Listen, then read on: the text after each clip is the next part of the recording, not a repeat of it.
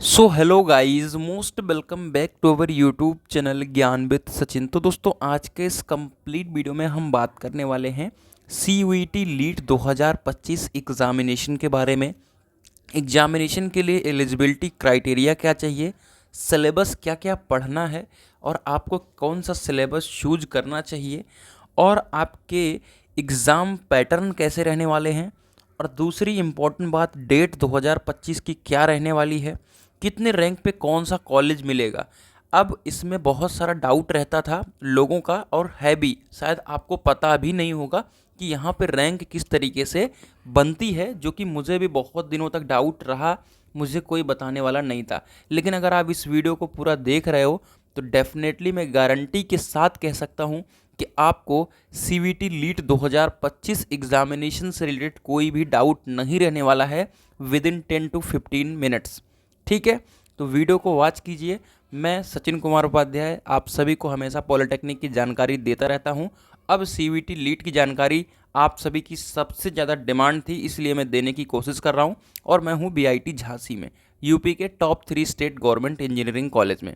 तो डेफिनेटली आपका क्या टारगेट रहना चाहिए मैं वो भी सजेस्ट करूंगा। मैं कितना यहाँ से सेटिस्फाई हूँ इस कॉलेज से, या आपको किस कॉलेज की तरफ जाना चाहिए, वो चीज़ मैं भी इस वीडियो में डिस्कस करूँगा। और आपको अपनी तैयारी कब से शुरू कर देनी चाहिए, और मैंने कब से शुरू की थी, और मुझसे क्या क्या गलतियाँ हुई, ये सारी चीज़ें इस वीडियो के अंतर्गत डिस्कस करेंगे। तो चलिए बिना देरी के अपनी इस वीडियो की शुरुआत करते हैं। तो पहले हम देख लेते हैं आप सभी के साथ एलिजिबिलिटी क्राइटेरिया क्या रहने वाला है। ठीक है, थोड़ा सा टाइम टेकन रहेगा, वीडियो को आप 1.5 की स्पीड में कर लीजिए, लेकिन आप वीडियो को पूरा एक एक पॉइंट सुनते हुए चलिए। शायद ये 10 से 15 मिनट निकाल करके अगर वीडियो को आप सुनते हो तो कहीं ना कहीं आपके लिए बेहतर हो जाएगा। और मैं ये पर्सनल एक गाइड करने वाला हूँ कि क्या आफ्टर डिप्लोमा आपको बीटेक करना चाहिए नहीं करना चाहिए। आफ्टर डिप्लोमा क्या आपको बीटेक करना चाहिए या नहीं करना चाहिए, ये चीज़ सबसे ज़्यादा जो रहती है, तो ये चीज़ मैं लास्ट में बताऊंगा। ठीक है, ये चीज़ को आप देख लीजिएगा। मेरा पर्सनल क्या रहता है ओपिनियन इसके बारे में, वो ज़रूर आप सभी के साथ शेयर करने वाला हूँ। तो चलिए, पहला हमारा जो क्राइटेरिया है वो क्या है, एलिजिबिलिटी क्राइटेरिया। तो एलिजिबिलिटी क्राइटेरिया में क्या रहता है कि आप डिप्लोमा पास आउट हों। ठीक है, डिप्लोमा पास आउट हों 45% के साथ। तो कितना भी बेकार आपका परसेंटेज बनेगा डिप्लोमा में, 60% के नीचे नहीं बनेगा। ठीक है, तो आप पूरी तरीके से एलिजिबल रहेंगे। अब इसमें सबसे ज़्यादा इंपॉर्टेंट ये रहती है कि फाइनल ईयर में बैक ना आए। ठीक है, फाइनल ईयर में आपकी कोई सी बैक ना आए, इस बात का आप सभी बहुत ही ज़्यादा ध्यान रखें। यानी आपका डिप्लोमा कंप्लीट होने से पहले कोई भी बैक ना रहे। ठीक है, नो बैक रहे, वरना क्या होता है कि आपकी बैक आ जाती है और रीचेक में अगर नहीं क्लियर होता है तो फिर आपका एडमिशन कैंसिल हो जाता है। प्राइवेट कॉलेज वाले तो आपको कुछ पैसा दे भी देंगे, लेकिन गवर्नमेंट कॉलेज वाले 1 रुपये भी रिफंड नहीं करेंगे। इस चीज़ के लिए आपको एक अंडरटेकिंग भरवा लिया जाता है। ठीक है, अंडरटेकिंग आपसे भरवा लिया जाता है। ठीक है, तो वो चीज़ का आप सभी ध्यान रखें कि आप सभी इस तरीके से मेहनत करें कि डिप्लोमा में पहले नंबर तो आप फेल ना हो, या कोई सी बैक आपकी ना आए। ठीक है, अब चलिए, एलिजिबिलिटी क्राइटेरिया को आप समझ चुके हैं तो सिलेबस को समझ लीजिए। ठीक है, देखिए सिलेबस में क्या क्या आप सभी को देना है। देखिए, आप सभी का पहला रहता है जनरल टेस्ट। जनरल टेस्ट में आपका पूरी तरीके से GK GS रहेगा। ठीक है, और फिर यहाँ पर एप्टीट्यूड रहता है। ठीक है, एप्टीट्यूड रहता है। अब पिछली बार का पेपर में क्या था मेरे प्यारे साथियों, 2023 और 2024। 2022 का लेवल कैसा था, एकदम लो लेवल था। 23 में कोई दिक्कत ही नहीं थी।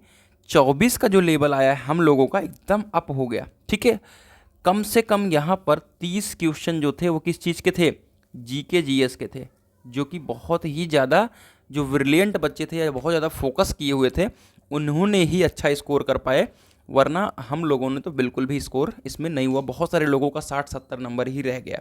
ठीक है, अब आप लोग पूछोगे कि आपका कितना नंबर था सर, तो मेरा GK GS में मेरे हिसाब से 70 या 60 से 70 नंबर के बीच में रहा होगा। तो ऐसा नहीं कि मैं बहुत ज़्यादा ब्रिलियंट स्टूडेंट था या बहुत ज़्यादा ब्रिलियंट स्टूडेंट हूँ। जो चीज़ है वो आप सभी के साथ शेयर कर रहा हूँ कि मैंने ज़्यादा फोकस नहीं किया, क्योंकि मैं हमेशा से प्रीवियस चीज़ों को बहुत ज़्यादा एनालिसिस करता था कि पिछले साल का पेपर किस तरीके से आ रहा है। तो पिछले साल का जो लेवल था उस लेवल पे मैंने तैयारी करी, क्रिटिकल लेवल पे तैयारी नहीं की। लेकिन आप लोगों को मैं सजेस्ट कर दे रहा हूँ कि जब तक आप क्रिटिकल लेवल पे तैयारी नहीं करोगे यहाँ पर डेफिनेटली आप स्कोर नहीं कर पाओगे जीके जीएस में। क्लियर हो गई बात। तो यहाँ पे आप सभी 30 नंबर इसको मान सकते हो और 30 क्वेश्चन इसका मान सकते हो, 30 क्वेश्चन इसका मान सकते हो। दोनों मिलाकर के 60 क्वेश्चन आएगा। लेकिन आपको करना कितना होगा, 50 क्वेश्चन करना कितना होगा, 50 क्वेश्चन। आपका जीके जीएस यानी जनरल टेस्ट वाला पहला पोर्शन क्लियर हो गया। हर एक क्वेश्चन कितने नंबर का होता है, 5 नंबर का। यानी आपको यहाँ से कितने मिलने वाले हैं, 250 नंबर। और मुझे मिलने कितने इसमें, 70 नंबर। क्योंकि हमने यहाँ पे तुक्का बहुत मारा था। क्या मारा था मेरे प्यारे साथियों, तुक्का। जैसा कि वीडियो में मैंने बताया कि आज मैं अपनी कमियां वगैरह सब बता दूंगा, जो कहीं ना कहीं आप गलती करने वाले वो नहीं करोगे मेरे माध्यम से। कम से कम अगर 2-4 हज़ार बच्चे इस वीडियो को देखेंगे और बीटेक करने वाले होंगे तो डेफिनेटली नहीं करेंगे इस चीज़ को, ठीक है। तो मैंने तुक्का बहुत मारा। क्यों मारा, क्योंकि एक क्वेश्चन पे गलत होने पे 1 नंबर कट रहा है, एक क्वेश्चन पे गलत होने पे -1 हो रहा है, और मिल कितना रहा है, +5, ठीक है। मिल कितना रहा है, +5। तो इस वजह से मैंने तुक्का जमकर मारा, जो कि मेरे लिए बहुत ज़्यादा कह सकते हैं कि दिक्कत वाली बात हो गई। क्यों, क्योंकि एनटीए ने इस बार ए ऐसे ऐसे 4 क्वेश्चन लगातार दे दिए। इसमें तुक्का तुम्हारा पूरी तरीके से फेल हो गया। और मेजॉरिटी में चांसेस क्या होता है, ए ऑप्शन पे कोई जाता नहीं, डी ऑप्शन पे क्यों जाता नहीं, बी सी पे ही रुके रहते हैं। तो डेफिनेटली जो आता है उसको ही करना है, तुक्का नहीं मारना है। जिस पे लगे कि 50-50% चांस है तो इस पर तुक्का मार देना है, ठीक है। क्लियर हो गई बात जीके जीएस की। जीटी यानी जीटी पहला सिलेबस था।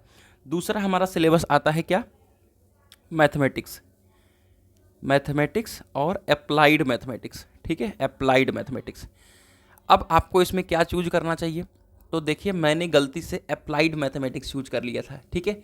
अब अप्लाइड मैथमेटिक्स उन लोगों के लिए ज़्यादा बेस्ट रहता है जो आपने जो कराधान वगैरह क्वेश्चन करके आए हो, चक्रवृद्धि ब्याज वगैरह, मिश्र धन वगैरह, तो डेफिनेटली आप इन चीज़ को किए नहीं होंगे। तो मेरी तरफ से मैंने जो गलती करी वो तो अलग बात है। आपको मैथमेटिक्स को सिलेक्ट करना है। मैथमेटिक्स को क्यों सिलेक्ट करना है, क्योंकि आपका इसमें जो भी पोर्शन रहने वाला है वो 2 सेक्शन में रहता है। समझिए, इसमें मैथमेटिक्स और अप्लाइड मैथमेटिक्स में क्या होता है कि एक सेक्शन ए रहेगा और एक सेक्शन रहेगा B1। और इसमें मैथमेटिक्स में एक सेक्शन, अप्लाइड मैथमेटिक्स में ए और एक सेक्शन B2, यानी ये दोनों कॉमन है। यानी मैथमेटिक्स वाले को भी ए वाला सेक्शन करना है और अप्लाइड मैथमेटिक्स वाले को भी ए करना है। लेकिन ये B1 B2 जो होता है मेरे प्यारे साथियों, अप्लाइड मैथमेटिक्स के लिए B2 करना होता है और मैथमेटिक्स जो लिया होता है वो B1 करना होता है। अब होता क्या है कि जो अप्लाइड मैथमेटिक्स नॉर्मल मैथमेटिक्स का ए सेक्शन होता है वो B1 से पूरा मैच करता है। लेकिन ए वाला सेक्शन जो होता है ये अलग रहता है और B2 वाला भी अलग रहता है, पहला नुकसान। लेकिन ये B2 वाला सेक्शन जो होता है वो जीटी के एप्टीट्यूड से मैच करता है। इस वजह से मैंने अप्लाइड मैथमेटिक्स चूज कर लिया, राइट। समझ में आ गया आपको बात। मैं ये कहने की कोशिश कर रहा हूँ कि जो मैथमेटिक्स और अप्लाइड मैथमेटिक्स होगा उसमें 2 सेक्शन में पेपर आएंगे, ठीक है। मतलब ए सेक्शन दोनों के लिए कॉमन रहेगा और B1 B2 रहेगा अलग अलग। अगर आप मैथमेटिक्स सेलेक्ट करेंगे तो B1 आप पेपर देंगे, अगर अप्लाइड मैथमेटिक्स सेलेक्ट करेंगे तो B2 पेपर देंगे। अब इस बार क्या हुआ है, OMR सीट पे पेपर हुआ है, तो आपको सेलेक्ट वेलेक्ट कुछ नहीं करना था। आपको जो भी क्वेश्चंस आ रहे हैं, जैसे सीधा जो नॉर्मल मैथमेटिक्स का सेक्शन ए होगा इसमें 15 क्वेश्चन रहता है और इसमें कितना रहता है, 35 क्वेश्चन, ठीक है। करना कितना होता है दोनों मिलाकर के, 50 क्वेश्चन होता है, लेकिन इसमें करना होता है 40 क्वेश्चन, ठीक है। तो ओवरऑल कितने क्वेश्चन उन्होंने दे दिए, जो भी आपके 50 क्वेश्चन ये बन रहे थे और 35 आगे जोड़ लो, ठीक है। तो 85 क्वेश्चन दे दिया। आपको जो करना है, अगर नॉर्मल वाला करना है तो शुरुआत वाला करो, अगर अप्लाइड मैथमेटिक्स के लिए है तो B2 वाला सेक्शन करो, है ना। तो कुछ इस तरीके से था। अब मैथमेटिक्स का भी लेवल जो है यहाँ पर आप सभी कह सकते हो कि जेई मेंस का लेवल था। कैसा था मेरे प्यारे साथियों, और डेफिनेटली इस बार भी इंक्रीज होने वाला है। अभी मैं कितने रैंक पे कौन सा कॉलेज मिलेगा इसके बारे में बताऊंगा और कितने नंबर पे कौन सा कॉलेज मिलेगा, और 2023 का बताऊंगा डाटा, और जब 2024 का बताऊंगा तो आपकी आंखें खुली रह जाएंगी। लेवल मैथमेटिक्स का जेई मेंस का है, तो डेफिनेटली आपको बहुत ही जल्द, अगर आज मेरी वीडियो को देख रहे हो तो मेरे हिसाब से 5th सेमेस्टर का एग्ज़ाम कंप्लीट होने का इंतज़ार आप नहीं करें, ठीक है। अपनी तैयारी को बूस्ट कर दें, थोड़ा थोड़ा 1-1 2-2 घंटे आप देना शुरू कर दें, वरना उस लेवल पे आप नहीं जा पाएंगे जिस लेवल पे आप जाना चाहते हैं। अगर आप राजकीय वगैरह कॉलेज से बीटेक करते हैं तो मेरे हिसाब से फिर नौकरी ही आपको कर लेना चाहिए। उसके बारे में भी डिटेल में डिस्कस करने वाला हूँ, ठीक है। आइए, तीसरा पॉइंट है इंजीनियरिंग ग्राफिक्स। इंजीनियरिंग ग्राफिक्स, ठीक है, इंजीनियरिंग ग्राफिक्स। अब आपका दिमाग में घूम रहा होगा कि सर मैं तो 1500 रुपये वाला बैच ले रहा हूँ, सर 1400 वाला बैच ऑफ़र चल रहा है। मेरे प्यारे साथियों, इंजीनियरिंग ग्राफिक्स की जो बुक है, इंजीनियरिंग ग्राफिक्स को जो बुक है रचना सागर की, उस बुक की पीडीएफ, उस बुक की पीडीएफ मैं कहाँ दे दूँगा आपको? टेलीग्राम पे दे दूँगा, ठीक है। कहाँ पे दे दूँगा? टेलीग्राम चैनल पर दे दूँगा। टेलीग्राम चैनल कौन सा है? मेरा ज्ञान भी सचिन है। 11,000 के ऊपर आप लोग जुड़े हुए हो, या सिंपली सर्च कर लो टेलीग्राम पे, या लिंक डिस्क्रिप्शन बॉक्स में है, वहाँ से ज्वाइन कर लो, ठीक है। इंजीनियरिंग ग्राफिक्स मैंने किया है, मेरे सिर्फ 100 नंबर थे। अब बहुत सारे लोगों के 200 नंबर थे, लेकिन भाई मैं उस लेवल पे नहीं पढ़ा या मेरा उतना माइंड नहीं है, लेकिन मैं आपको सारा कंटेंट दे दूंगा इंजीनियरिंग ग्राफिक्स का, ठीक है। मैं बता दूं कि जो भी क्रिएटर इस समय इंजीनियरिंग ग्राफिक्स पढ़ा रहे हैं, ठीक है, मैं आप सभी से प्रॉमिस करता हूं, मैं जो चीज़ बताऊंगा बिल्कुल जेन्युइन बताऊंगा, क्योंकि मेरे साथियों ने इंजीनियरिंग ग्राफिक्स का लिया कोर्स वगैरह है ना, मैं भी उसमें से देखा। तो जो रचना सागर की बुक है इंजीनियरिंग ग्राफिक्स की बुक, जिसकी पीडीएफ मैं दे दूंगा आपको, उसी बुक की पीडीएफ को कट कॉपी पेस्ट किया गया। अगर मई में आपका पेपर है और मैं अभी दिसंबर में पेपर मेरा ख़त्म हो जाएगा बीटेक 3rd सेमेस्टर का, ठीक है, उसके बाद इंजीनियरिंग ग्राफिक्स का जो मेरे घर पे नोट्स पड़ा है उसको मैं बिल्कुल एक्यूरेट करके उस नोट्स की पीडीएफ भी मैं दे दूंगा। अभी बुक की पीडीएफ आपको दे दूंगा टेलीग्राम पे, लेकिन उसके पहले आपको कमेंट्स जरूर कर देना है कि हाँ आप बुक की पीडीएफ दे दो, ठीक है। बुक की पीडीएफ मैं दे दूंगा इंजीनियरिंग ग्राफिक्स की, वहाँ से आप एकदम धमाकेदार से तैयारी कर सकते हो। क्लियर हो गई बात? तो आपको मेरे हिसाब से कहीं पे भी कोर्स वगैरह के बारे में भी नहीं सोचना चाहिए। और मैं रचना सागर की बुक ही पढ़ा था और वहाँ से मेरे 100 नंबर आराम से क्लियर हो गए। और जो बच्चे और मेरे साथ वाले थे उनके 170-80 नंबर आए, वो रचना सागर की बुक, ठीक है। कहीं से क्वेश्चन बाहर से आएगा ही नहीं, डेप्थ एनालिसिस करना है आपको। जैसे तुम्हें प्रोजेक्शन के बारे में समझना है, यूट्यूब पे डाल दो नॉर्मल प्रोजेक्शन, तुम्हें बहुत सारे वीडियोज आ जाएंगे। इंजीनियरिंग ग्राफिक्स करके डालोगे तो नहीं पता चल पाएगा तुम्हें, ठीक है। और रही बात प्रोजेक्शन वगैरह के बारे में, तो कह तो रहा हूँ कि मैं सारे नोट्स वगैरह जो भी मेरे पास पड़े हैं सब मैं तुम्हें एक एक करके दे दूंगा, उसकी टेंशन आप ना लो, ठीक है। तो आप इंजीनियरिंग ग्राफिक्स की टेंशन मेरे ऊपर छोड़ दो, क्योंकि सब थ्योरी है, रटने वाला एक एक चीज़ है, ठीक है। रिवेट विवेट के बारे में है आपके, जो आपने फर्स्ट सेमेस्टर और सेकंड सेमेस्टर इंजीनियरिंग ड्राइंग में अगर मैकेनिकल वाले हो तो थ्रेड के बारे में पढ़ा होगा। BSW थ्रेड है, मैट्रिक थ्रेड है, अमेरिकन थ्रेड है, जो भी थ्रेड है, वी थ्रेड है, मैट्रिक थ्रेड, ठीक है। उनकी आपने dia, pitch, major dia, minor dia, ठीक है, और नकल ज्वाइंट, इन सब के बारे में है तो मैं डेफिनेटली आपको दे दूंगा। बहुत प्यार से आप एक एक पॉइंट्स को रट लेंगे और आपका काम हो जाएगा बहुत इजी तरीके में, ठीक है। तो इंजीनियरिंग ग्राफिक्स का पेपर जैसे पिछले साल सत्र में आया था उससे इस सत्र में भी आया है। तो इंजीनियरिंग ग्राफिक्स के लेवल में बहुत ज़्यादा बदलाव नहीं देखने को मिला है। तो इंजीनियरिंग ग्राफिक्स को आप लाइटली नहीं लेंगे, क्योंकि यह स्कोरिंग है। तो मैं एक्सपेक्ट करता हूँ कि आप 170-80 नंबर का स्कोर इंजीनियरिंग ग्राफिक्स में करें, ठीक है। और वो मैं आपको सजेस्ट कर दूंगा। अगर आप पे पैसा है भाई, लेने की इच्छा है, तो बहकावे में आना है तो आप डेफिनेटली जा सकते हैं, लेकिन मैं किसी को नेगेटिव नहीं ठहराऊंगा। भाई आप कोर्स लेगो तो कुछ ना कुछ मिलेगा, लेकिन कोई ऐसा आउटपुट नहीं है जो आपको 1500 रुपये खर्च करने के लिए मजबूर करे, ठीक है। वो चीज़ मैं आपको फ्री ऑफ कॉस्ट कर दे रहा हूँ, तो उसकी टेंशन आप ना लो। चलिए, इंजीनियरिंग ग्राफिक्स आपकी क्लियर हो गई। आपको ये बता दूं कि यहाँ पर भी आपको 50 क्वेश्चन मिलेंगे, जिसमें से आपको 40 क्वेश्चन करने होंगे और प्रत्येक क्वेश्चन 5 नंबर का होगा, ठीक है, राइट। चलिए अब आगे बढ़ते हैं, और आगे बढ़ने के बाद हमारा पोर्शन क्या कवर करने को लिए रह गया। चलिए आगे बढ़ते हैं, देखते हैं क्या क्या बच गया। एग्जाम पैटर्न के बारे में, ठीक है। एग्जाम पैटर्न नॉर्मल है, आप सभी को बता दिया कि OMR सीट पे आपका पेपर होने वाला है, ठीक है। एक क्वेश्चन जो है वो 5 नंबर का होगा, ठीक है। हर एक गलत क्वेश्चन पे -1 नंबर कटने वाले हैं, ठीक है। बाकी आप OMR सीट पे पॉलिटेक्निक वगैरह का एग्ज़ाम अगर शायद नहीं दिए हैं, कोई एग्ज़ाम दिया होगा तो आपको आइडिया होगा, ठीक है। बड़ा एग्ज़ाम, चलिए, और ज़रूरी नहीं है कि इस बार OMR पे हो, आपका कंप्यूटर बेस हो जाए। इंजीनियरिंग ग्राफिक्स का कंप्यूटर बेस्ड टेस्ट होगा, तो इंजीनियरिंग ग्राफिक्स में आपको बहुत ईजी रहेगा कंप्यूटर बेस्ड टेस्ट पे, ठीक है, अच्छा रहेगा। डेट क्या है आपकी एग्ज़ाम की? 15 मई रहने वाली ही डेट, इस बात का 100% लिख करके रख लीजिए। कितने रैंक पे कौन सा कॉलेज मिलेगा, इसके बारे में भयंकर तैयार बात करने वाले हैं कि कितने रैंक पे कौन सा कॉलेज मिलने वाला है, ठीक है। देखिए अब हुआ क्या मेरे प्यारे साथियों कि मैं था गवर्नमेंट पॉलिटेक्निक मुरादाबाद से, यहाँ पे हाईएस्ट स्कोर था 300 नंबर, और उसको कौन सा कॉलेज मिला? BIT झांसी, ठीक है, ध्यान देना इस बात को। कौन सा मिला? BIT झांसी। मेरा नंबर कितना था ओवरऑल? 197 नंबर, कितने में, 650 में। और मुझे कौन सा मिला, BIT झांसी, ठीक है, BIT झांसी। तो अगर आप सभी मेरे साथ जुड़े हो, ठीक है, तो मैं आपको वो ट्रिक्स बताऊंगा। डेफिनेटली आपको जो ट्रिक्स बताने वाला हूँ वो कहीं ना कहीं आप पे भी लागू होगा, और अगर आपका अच्छा लग रहा तो वो चीज़ आपके साथ ज़रूर हो पाएगी, ठीक है। तो अगर आपको विलीवेंस नहीं है तो मेरा आप स्कोर कार्ड देख लेना, मेरा बहुत कम नंबर है, मेरी 2700 रैंक है, और इन लोगों की 400 रैंक है, तो इनको तो भाई मिलना था, इन्होंने मेहनत से लिया, हमने मेहनत तो उतनी कर नहीं पाए क्योंकि यूट्यूब पे भी व्यस्तता रहती है अपना देखना, फिर काउंसलिंग आ जाता है, तो इन सब चीज़ों में, ठीक है। तो BIT झांसी मुझे मिल गया। फिलहाल कॉलेज अच्छा है, नॉर्मल है, मतलब पॉलिटेक्निक की तरह ही है, बहुत अच्छी पढ़ाई नहीं देखूंगा तो ठीक है। लेकिन आपका फोकस कहाँ पे रहना चाहिए, आपका फोकस सिर्फ इस पर रहना चाहिए, IIT और MMUT, ठीक है। अब MMUT की फ़ीस है 1,35,000 रुपये। आप कहोगे सर मेरे पास तो अफोर्ड करने लायक पैसा ही नहीं है, लेकिन जो बच्चे अगर अफोर्ड कर सकते हैं तो डेफिनेटली MMM की तरफ जाएंगे।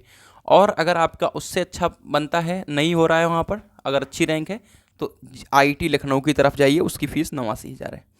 ये ही 2 कॉलेज हैं जहाँ से आप core branch electrical, mechanical, electronics से करोगे तो कहीं ना कहीं, इलेक्ट्रॉनिक्स से आप KNIT और BIT में करोगे तब भी कोई दिक्कत नहीं है, तो कहीं ना कहीं बेहतर आप कर पाओगे।